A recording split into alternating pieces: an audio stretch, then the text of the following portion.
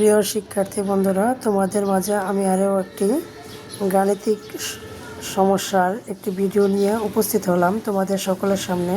সেটা হচ্ছে নবম শ্রেণীর 2.2। নবম শ্রেণীর 2.2, যেটাকে আমরা সেট ফাংশন বলি। এই সেট ফাংশনের বেশ কয়েকটি অঙ্কের সহজ সমাধান দিয়ে তোমাদের সামনে উপস্থিত হলাম।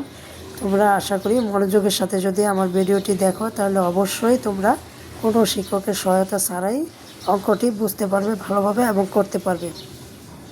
কথা না বাড়িয়ে আমি প্রথমত 12 নম্বর অঙ্কটির কথা বলছি। দেখো, এটা হচ্ছে ফাংশন অফ এক্স ইকুয়াল হচ্ছে x⁴ প্লাস হচ্ছে 5x মাইনাস হচ্ছে 3 হলে ফাংশন অফ -1, ফাংশন অফ 2 এবং ফাংশন অফ হাফ এর মান নির্ণয় করো।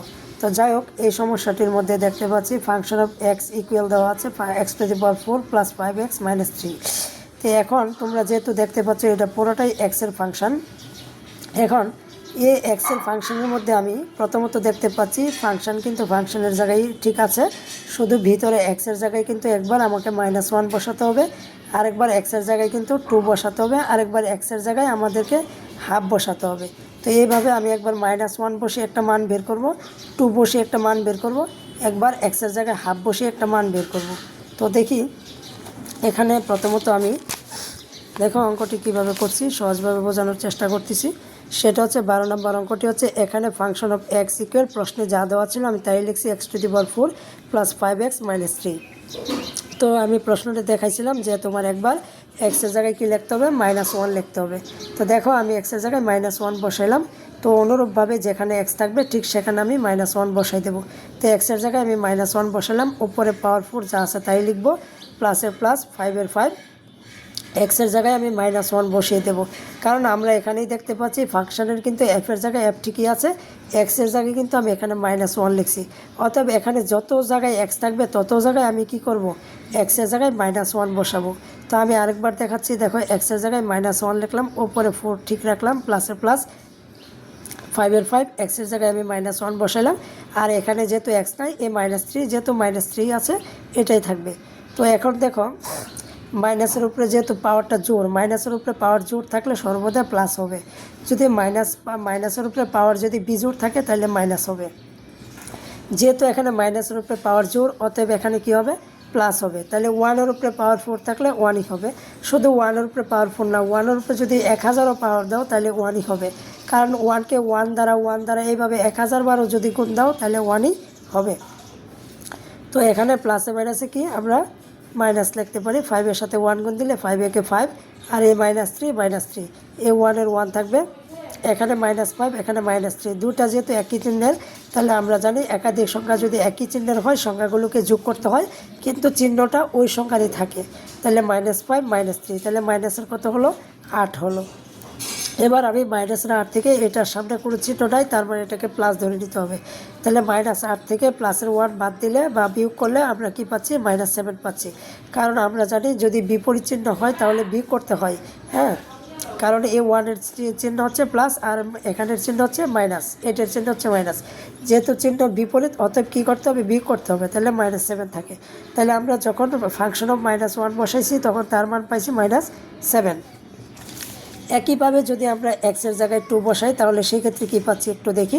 এই দেখো, এক্সের জায়গায় আমি এখন 2 বসাইলাম, তার উপরে পাওয়ার 4 ছিল, প্লাসের প্লাস 5-এর 5, এক্সের জায়গায় আমি 2 বসাইলাম, -3 থাকলো। এখন 2-র উপরে পাওয়ার 4 মানে কি, 2কে আমরা 2 দ্বারা গুণ দেবো, 2 গুণ 2 গুণ 2 গুণ 2, 4 বার গুণ দেবো। তাহলে তুমি যদি 2কে 2 দ্বারা 4 বার গুণ দাও তাহলে কত পাবে, 16, অর্থাৎ কি 16 পাবে। প্লাসের প্লাস 5 দোকানে 10 পাবে, -3 পাবে। এবার দেখো, 16-র সামনের চিহ্ন প্লাসের, 10-এর সামনের চিহ্ন প্লাসের, তাহলে এই দুটা সংখ্যা যোগ করতে হবে। 16 আর 10 যোগ করলে 26 হবে, -3 থাকবে। তাহলে 26 থেকে 3 বিয়োগ করলে 23 থাকবে। তাহলে এটা হচ্ছে যখন আমি এক্সের জায়গায় 2 বসাইছিলাম তখন আমরা 23 পাইলাম, অর্থাৎ কি 23 পাইলাম। যখন আবার আমরা এই ফাংশনটার কথা বলছি, এখানে যেহেতু এক্সের ফাংশন, তাহলে এক্সের জায়গায় যদি এখন আমি হাফ বসাই, অর্থাৎ যেখানে এক্স থাকবে সেখানে তুমি হাফ বসাইবা। তাহলে দেখো আমি এক্সের জায়গায় হাফ বসাই দিলাম, ঠিক আছে। এই হাফটা বসালাম, বসানোর পরে 1-এর উপরে পাওয়ার 4, তার মানে 1ই থাকবে। 2-এর উপরে পাওয়ার 4 আমি একটু আগে বুঝাইছিলাম, 2কে 4 বার গুণ দিবে, 2 গুণ 2 গুণ 2 গুণ 2, এবার 2কে যদি 4বার গুণ দাও তাহলে 16 পাবে, প্লাসের প্লাস পাবে, 5 একে 5 যেহেতু উপরে 1 উপরে, তাহলে 1 গুণের সময় উপরে উপরে গুণ হয়। অ্যান্ড 5-এর সাথে 1 গুণ দাও তাহলে 5 একে 5, আর নিচে 2 এর 2 থাকবে, মাইনাসের মাইনাস 3 3। যেহেতু আমি 1-এর নিচে 16 আছে বা 16 আছে, 5-এর নিচে 2 আছে, এখানে 3 নিচে কিছু নাই, কিন্তু আমি এখানে 1 দিলাম, কারণ হচ্ছে তোমাদের ক্যালকুলেশন করার সুবিধার্থে কিংবা লসাগু করার সুবিধার্থে। তো দেখো 16 2 1-এর লসাগু হচ্ছে 16, কারণ কি 16কে 2 দিয়ে ভাগ যায়, 16কে 1 দিয়েও ভাগ করা যায়, এই জন্য তার লসাগু কত হবে? 16 হবে। এবার 16কে যদি 16 দ্বারা ভাগ করো তাহলে পাবে কত? 1। এই 1-এর সাহায্যে যদি 1কে গুণ দাও তাহলে 1-একে 1 থাকবে, প্লাসের প্লাস। এবার যদি আমরা 2 দ্বারা যদি 16কে ভাগ করি, 2 দ্বারা যদি 16কে ভাগ করি তাহলে কত পাবো? 8। এই 8-এর সাহায্যে আমরা 5 গুণ দেবো, 5, তাহলে 5-টা কত? 40, মাইনাসের মাইনাস। এবার 16 দ্বারা আমরা কি করব? 3কে গুণ দেবো, কারণ 3 16 কত হলো? 48। এবার দেখতে পাচ্ছি 40ও প্লাসের, 1ও প্লাসের, তাহলে 40 আর 1 যোগ করলে কত হচ্ছে? 41। আর এখানে থাকতেছে কি? মাইনাসের 48। 41 হচ্ছে, তার পূর্বে কোনো চিহ্ন নাই, ধরে নিতে হবে প্লাসের, আর 48-এর পূর্বে মাইনাসের, তাহলে মাইনাসের 48 থেকে প্লাসের 16 যদি বাদ দাও তাহলে -7 থাকে, আর নিচে কত থাকে? 16, যেটা 16। ঠিক আছে, অর্থাৎ আমরা যখন এই ফাংশনটার ক্ষেত্রে যখন আমি হাফ বসাইছিলাম তখন এটাকে ক্যালকুলেশন করে -7/16 পেয়েছি। বুঝতে পারছো কি?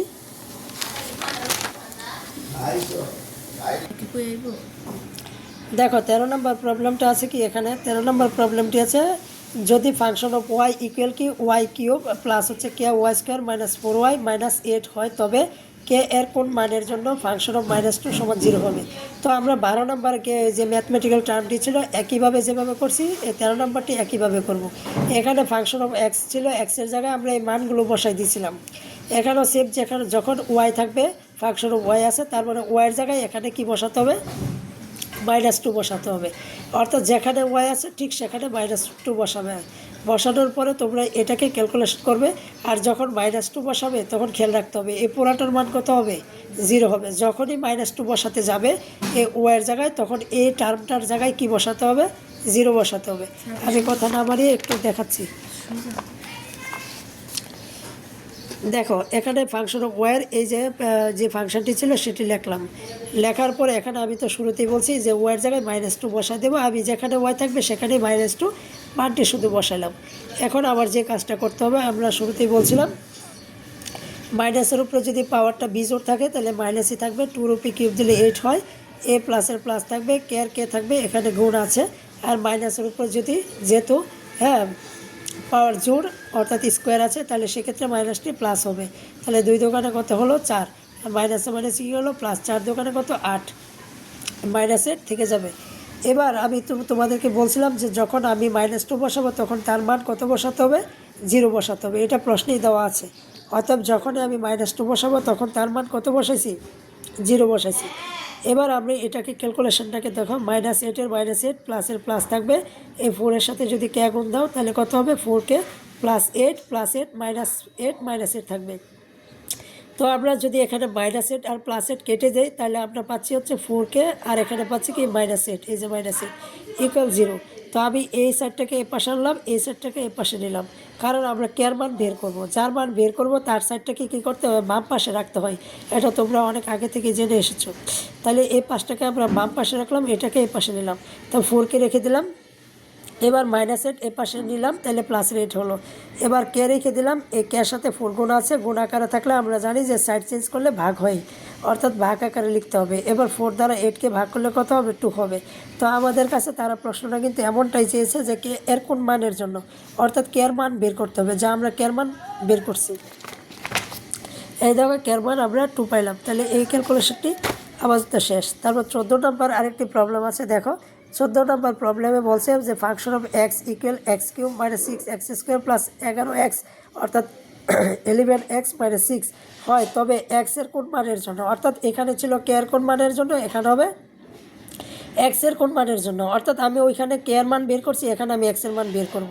হ্যাঁ, এখানে ছিল ফাংশন অফ -2, এখানে হচ্ছে ফাংশন অফ এক্স।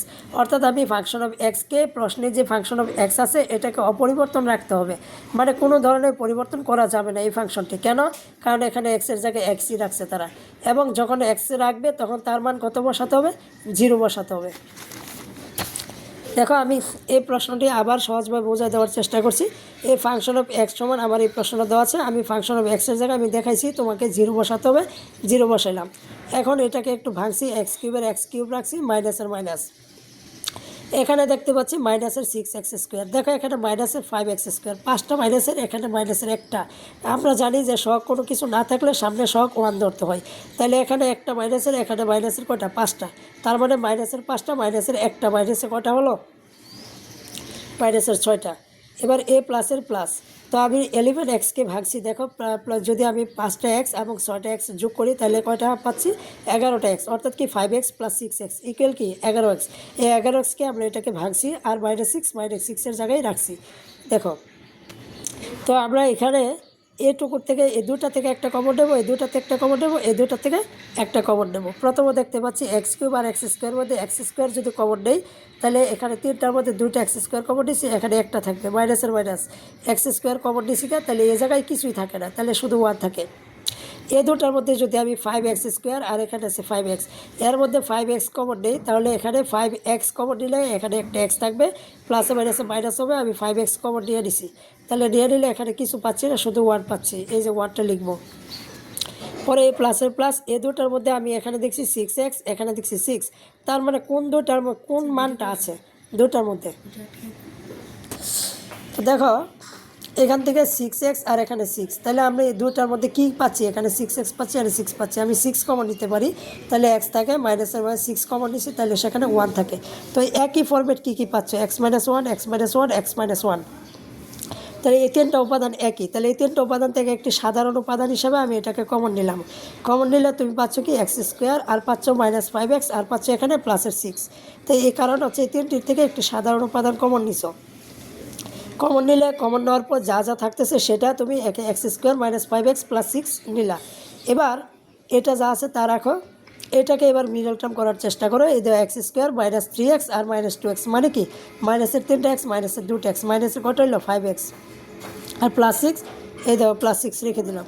এবার আমি এই দুটার মধ্যে একটা কমন নেব, এই দুটার মধ্যে একটা কমন নেব, যেহেতু আমি এখানে x স্কোয়ার আছে, x স্কোয়ার থেকে x কমন নেই, আরেকটা x থাকবে, মাইনাসের মাইনাস x কমন নিয়েছি, এই 3 থাকবে। এখান থেকে আমি কি কমন নিতে পারি, এখানে -2 থাকে, এখানে x এর x, প্লাসে মাইনাসে মাইনাস, এখানে যদি আমি 6-এর মধ্যে 2 কমন নিয়ে নিই তাহলে আমি জানি 2 দ্বারা যদি 6কে ভাগ করি 3 পাবো, অর্থাৎ কি 3 পাইলাম। এখানে আমরা আবার দেখতে পাচ্ছি এই দুটা উপাদান একই, তাহলে এই দুটা উপাদান সাধারণ উপাদান, তাহলে এই দুটা থেকে একটা কমন নিলাম, x মাইনাস কত 3, এই দুটাতে একটা নিলাম x - 3, আর এখানে থাকলো x আর -2, আর এটা তো পূর্বে থেকেই ছিল, আর এটার মান ছিল 0।